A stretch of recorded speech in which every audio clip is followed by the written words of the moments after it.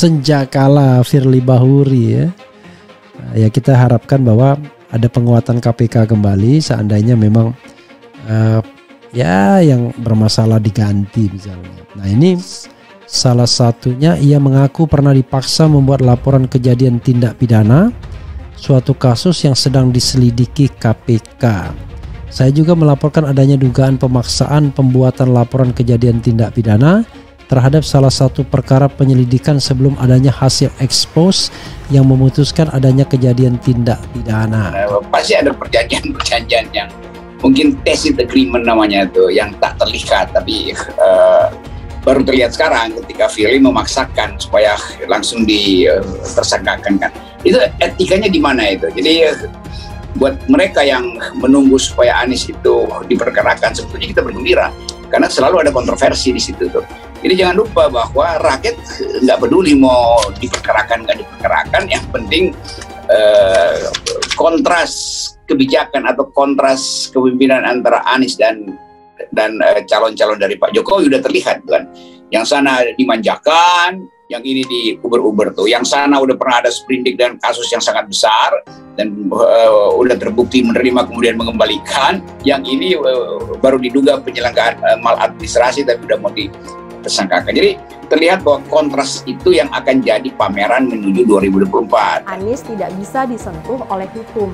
Setiap tindakan hukum terhadap Anies akan selalu ditafsirkan secara politis. Cara pandang mutlak-mutlakan ini menutup kemungkinan lain. Padahal Anies sebagai pejabat publik mungkin saja pernah berbuat salah. Entah kesalahan itu dalam bentuk korupsi atau penyimpangan lain. Publik pun tahu banyak hal yang tidak transparan soal keuangan ajang Formula E. Penyebab dewas KPK tak berani buka hasil sidang Firly Bahuri terungkap. Pengamat kebijakan publik Gigin Praginanto mengungkapkan penyebab Dewan Pengawas atau Dewas Komisi Pemberantasan Korupsi atau KPK tidak berani membuka hasil sidang Ketua KPK Firly Bahuri.